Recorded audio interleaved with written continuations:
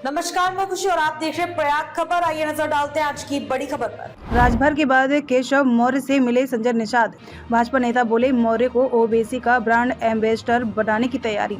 UP में सियासी खींचतान बढ़ती जा रही है, मामला गुटबाजी तक पहुंच गया है। भाजपा के सहयोगी और सरकार के मंत्री डिप्टी सीएम केशव मौर्य के पास हाजिरी लगा रहे हैं। इसे सिर्फ औपचारिक मुलाकात ही नहीं बल्कि सरकार और संगठन के बीच चल रही खींचतान में शक्ति प्रदर्शन भी माना जा रहा है। ओम प्रकाश राजभर के बाद मंगलवार को कैबिनेट मंत्री संजय निषाद ने मौर्य से मुलाकात की। संजय 10 दिन में दूसरी बार मौर्य से मिले हैं। मौर्य ने इस मुलाकात की 2 फोटो एक्स पर पोस्ट की है। कैप्शन लिखा, निषाद पार्टी के अध्यक्ष डॉक्टर संजय निषाद से शिष्टाचार भेंट की। विभिन्न मुद्दों पर चर्चा की। संजय निषाद और केशव की मुलाकात को सियासी गलियारों में लामबंदी से जोड़कर देखा जा रहा है। सोमवार को सीएम योगी ने आजमगढ़ में अफसरों के साथ समीक्षा बैठक की। इसमें पंचायती राज्य मंत्री और सुबह सपा प्रमुख ओम प्रकाश राजभर को भी बुलाया था, मगर वह नहीं पहुंचे।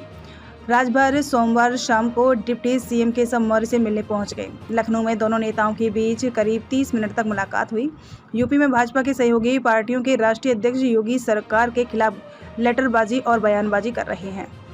पॉलिटिकल एक्सपर्ट का कहना है कि लोकसभा चुनाव में मिली हार के बाद केंद्र और राज्य सरकार में सब कुछ ठीक नहीं है। सूत्रों की माने तो यूपी में विपक्ष के फैलाए गए पीडीए, पिछड़ा, दलित और अल्पसंख्यक के मकर जाल को काटने के लिए भाजपा का नेतृत्व मौर्य को पर्दे के पीछे से सपोर्ट करता नजर आ रहा है। यही कारण है कि यूपी में भाजपा के सहयोगी योगी सरकार के खिलाफ नजर आ रहे हैं। अनुप्रिया पटेल ने ओबीसी आरक्षण में भेदभाव का आरोप लगाया।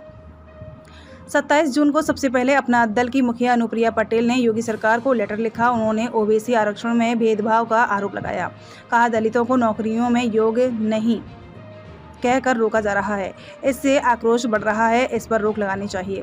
संजय निषाद ने बुलडोजर नीति पर सवाल उठाए। सीएम योगी के बुलडोजर नीति पर निषाद पार्टी के अध्यक्ष संजय निषाद ने कहा कि इस वक्त आप बुलडोजर चलवाएंगे, लोगों के घर गिराएंगे तो वे वोट देंगे क्या? इसके अलावा वे ओबीसी आरक्षण पर भी योगी सरकार को घेरते हुए नजर आए थे। जयंत ने नेम प्लेट फैसले का विरोध किया। कांवड़ यात्रा मार्ग पर दुकानदारों के नाम लिखवाने के योगी सरकार के फैसले का आरएलडी प्रमुख जयंत चौधरी ने विरोध किया था। उन्होंने कहा, कांवड़ यात्री जाति और धर्म की पहचान कर किसी दुकान पर सेवा नहीं लेता है।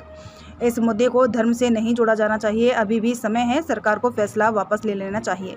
केशव प्रसाद मौर्य के सुर में सुर मिलाते हुए सुबह सपा के प्रमुख ओपी राजभर ने कहा, कोई भी संगठन कार्यकर्ता से होता है, निश्चित तौर पर संगठन से ही सरकार बनती है। इसलिए जब संगठन नहीं होगा तो सरकार भी नहीं खड़ी रहेगी। मौर्य ने जो कहा था संगठन सरकार से बड़ा होता है, तो यह बात बिल्कुल सही है, वे इसका समर्थन करते हैं। बीजेपी के एक वरिष्ठ नेता ने नाम ना छापने की शर्त पर कहा, सबसे बड़ा परसेप्शन यह बन गया है कि यूपी में ठाकरों की सरकार है। इस परसेप्शन को तोड़ना है, नहीं तो आने वाला चुनाव और भी चुनौतीपूर्ण होगा। अगर ऐसा ना होता तो अब तक संगठन और सरकार की लड़ाई पर विराम लग गया होता। केशव को यूपी में ओबीसी चेहरों का ब्रांड एम्बेसडर बनाने की तैयारी चल रही है। 14 जुलाई को लखनऊ में भाजपा कार्य समिति की बैठक हुई थी। उसके बाद से दोनों नेताओं के बीच खींचतान खुलकर सामने आई। अगले दिन केशव दिल्ली चले गए, वहां राष्ट्रीय अध्यक्ष जेपी नड्डा से मुलाकात की। माना जा रहा है कि केंद्रीय नेतृत्व से मुलाकात के बाद दोनों के बीच दूरियां कुछ कम होंगी। हालांकि 2 दिन में 2 मामले में दोनों के बीच खींचतान दिखी। अब तक के लिए बस इतना ही। फिर होगी आपसे मुलाकात ऐसी एक और खबर के साथ। तब तक के लिए नमस्कार और देखते रहिए प्रयाग खबर। ऐसे ही लेटेस्ट अपडेट्स के लिए हमारे चैनल को सब्सक्राइब करें और तुरंत नोटिफिकेशन पाने के लिए बेल आइकन प्रेस करना ना भूलें।